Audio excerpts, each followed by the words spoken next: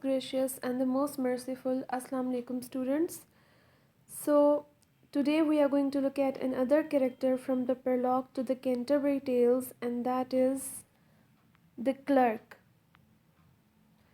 We are going to look at the character of the clerk, and it starts from the line 287. He is another character, another pilgrim who is going on to the shrine of the Saint Thomas a Becket for the pilgrimage along with the other pilgrims. So, who was a clerk? The clerk was actually a scholar from church. He is a scholar or writer from church. He was a good character and he was a religious figure. As he is a clerk, his job was concerned with administrative purpose. His job was concerned with administrative purpose. He is a clerk from church. So he is a religious figure. He is another character from church. He is another church character. So let's start. A clerk there was of Oxford also. So Chaucer here is telling us that there was also a clerk. Where was also a clerk? Among the pilgrims. Among the pilgrims there was also a clerk. Clerk of Oxford also. He was a clerk of Oxford. It means that he has got his degree from Oxford, which is his typical and as well as his universal trait. ये इसकी typical quality भी है और ये इसकी universal quality भी है कि वो ऑक्सफोर्ड से उसने डिग्री हासिल की हुई है क्लर्क की. So he has got his degree from Oxford. He got a degree of philosophy from Oxford. This was his typical or universal trait. Next line है तो चौसर हमें पहली लाइन में बताता है कि वहाँ पर एक क्लर्क भी था और वो ऑक्सफोर्ड से उसने अपनी डिग्री हासिल की हुई थी. नेक्स्ट लाइन है that unto logic had been ygo means ago long ago. So here Chaucer is telling us that he had long been engaged, absorbed in the study of logic. वो logic की जो study है ना, logic जो है, मंतक जो है, उसके बारे में, रीज़न के बारे में पढ़ रहा था, उसकी स्टडी में एब्जॉर्ब रहता था, काफ़ी अरसे से उसकी स्टडी कर रहा था.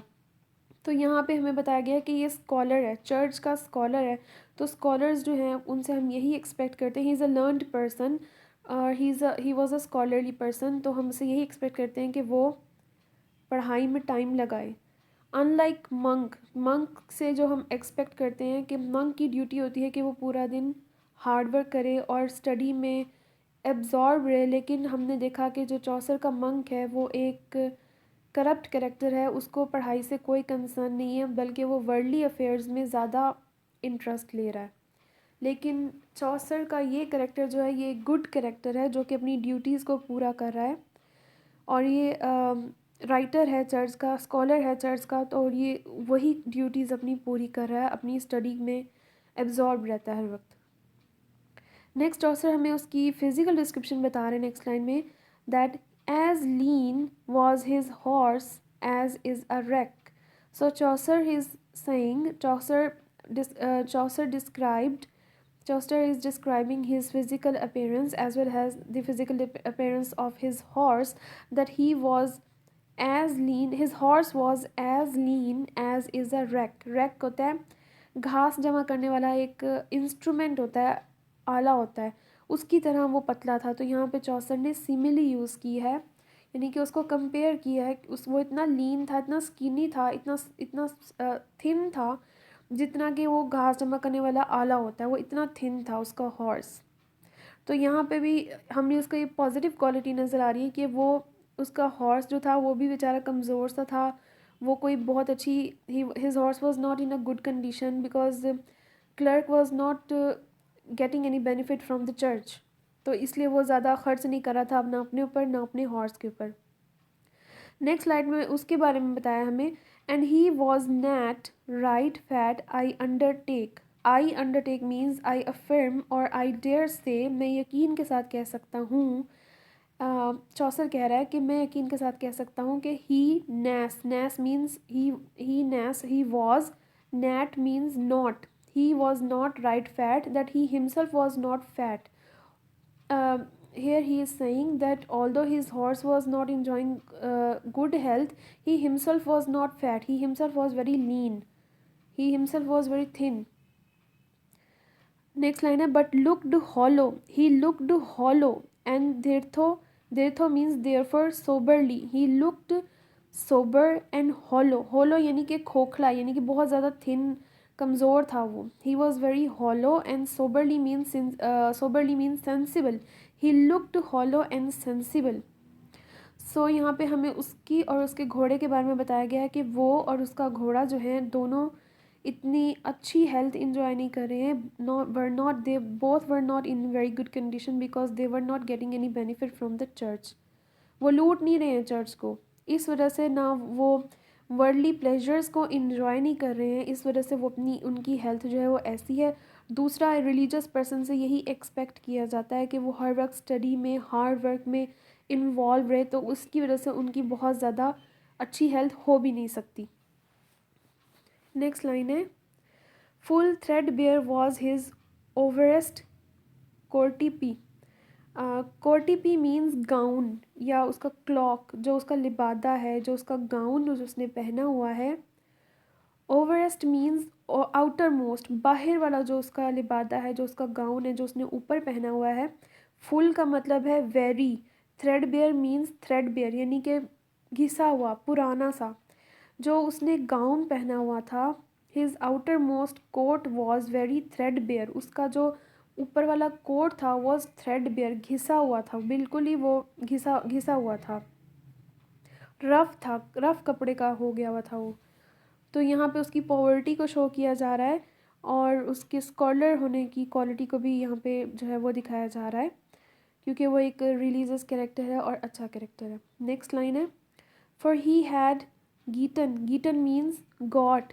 For he had got him yet no benefice. Benefice मतलब benefit, because he was not getting any benefit, any undue benefit from his church leaving. He was not getting any benefit. वो कोई corruption नहीं करा था church में अपने कामों में, बिल्कुल वो ऑनेस्ट था. इस वजह से ना ही उसके पास अच्छे कपड़े थे, ना ही उसकी और उसके घोड़े की हालत बहुत अच्छी थी. वो पॉवर्टी में ज़िंदगी गुजारा था क्योंकि वो ना कोई गलत काम करके पैसा नहीं कमा रहा था चर्च से, वो सिर्फ अपनी ड्यूटी पूरी कर रहा था. नेक्स्ट लाइन है तो चौसर ने यहाँ पे इसके कैरेक्टर में कोई सटायर यूज़ नहीं किया क्योंकि ये उसका अच्छा कैरेक्टर है जो अपनी सारी ड्यूटीज़ को, रिलीजियस ड्यूटीज़ को पूरा कर रहा है. He was a good character, वो एक अच्छा कैरेक्टर था. नेक्स्ट लाइन है अच्छा, ये उसी लाइन से लिंक्ड है जो पीछे है कि वो क्योंकि चर्च से कोई बेनिफिट नहीं ले रहा. आगे है ne means nor. Was so worldly, वो इतना दुनियावी नहीं था. For to have office. To have office means to be involved in secular work. He was also not involved in secular work और secular office. Nor was he worldly minded to run after any secular office. वो इतना worldly minded नहीं था कि वो किसी secular होता है दीन से हटकर कह लें आप, या कोई नॉन रिलीजियस एक्टिविटी में वो इन्वॉल्व हो, ऐसा वो कोई काम नहीं कर रहा था क्योंकि वो वर्ल्डली माइंडेड नहीं था, इतना मादियत प्रस्त नहीं था, इतना मटेरियलिस्टिक नहीं था वो. नेक्स्ट है for him was लेवरी means dearer. Have eight his bed's head.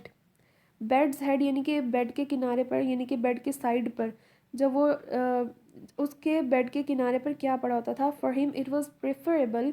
उसके लिए ये प्रेफरेबल था to poses at his bed's head, कि वो अपने बेड के हेड पर यानी कि बेड के ऊपर रखे, क्या रखे. नेक्स्ट लाइन है देखें 20 books clad means covered in black और रेड.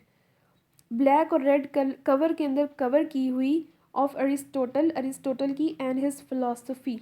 उसकी फ़िलासफ़ी की बुक्स, अरिस्टोटल और उसकी फ़िलासफ़ी की 20 books he prefer to poses at his bed's head as many as 20 books bound in black और रेड लेदर कवर्स. और वो बुक्स किसकी थी. These books were of Aristotle's philosophy. Aristotle की फ़िलासफ़ी की बुक्स थी. Aristotle was actually a Greek philosopher, वो एक यूनानी फ़िलासफ़र था, जिसको उर्दू में अरिस्टोटल को हम कहते हैं अरस्तु।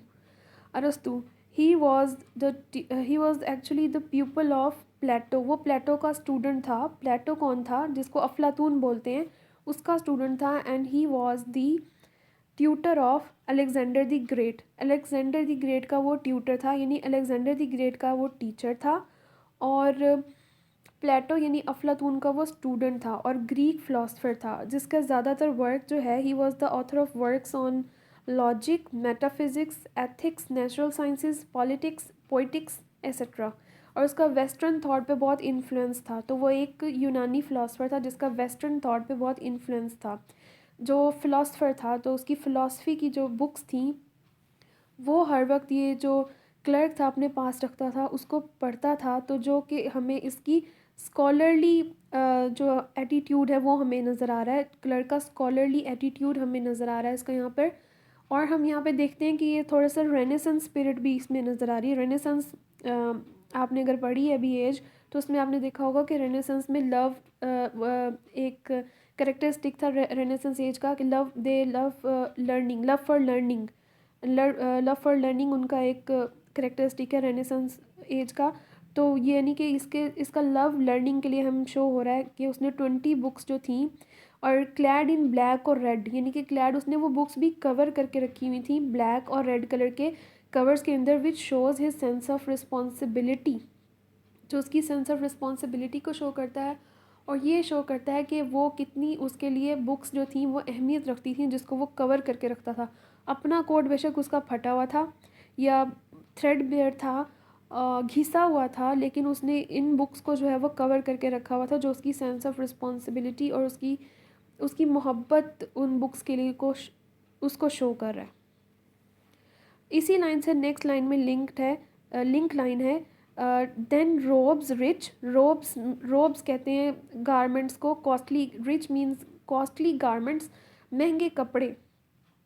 और फिथिली और गे सॉट्रे, ये फिथिली मीन्स फीडल और sautrie means psaltery, both are actually musical instruments. तो THA एंड देन यहाँ पे यूज़ हुआ है, तो ये ऊपर से कंपैरिजन किया जा रहा है, क्योंकि जब हम THA एंड देन वाला यूज़ करते हैं, देन, तो इसका मतलब ये हम कंपैरिजन के लिए यूज़ करते हैं, जो आपको पता ही होगा। THE एंड देन जो है वो हम फिर के लिए यूज़ करते हैं, फिर उसका मतलब होता है फिर। तो यहाँ पे कंपैरिजन के लिए यूज़ हो रहा है देन, यानी कि वो जो 20 बुक्स या फ़िलासफ़ी की जो बुक्स थी अरिस्टोटल की, उसको वो ज़्यादा प्रीफर करता था। किससे ज़्यादा प्रीफर करता था? इन कॉस्टली गारमेंट्स की निस्बत और कॉस्टली म्यूज़िकल इंस्ट्रूमेंट्स की निस्बत। He liked books on Aristotle's philosophy more than rich dress, fiddle और सेल्ट्री। इन म्यूज़िकल इंस्ट्रूमेंट्स और महंगे कपड़ों की निस्बत वो ये बुक्स जो थी, जो कि फ़िलासफ़ी पर थी अरिस्टोटल की, उनको वो ज़्यादा लाइक करता था, उनको वो ज़्यादा प्रेफर करता था। तो हम नेक्स्ट लाइंस को, आई थिंक यहाँ तक क्लियर है, हम नेक्स्ट लाइंस को हम नेक्स्ट वीडियो में भी देखते हैं।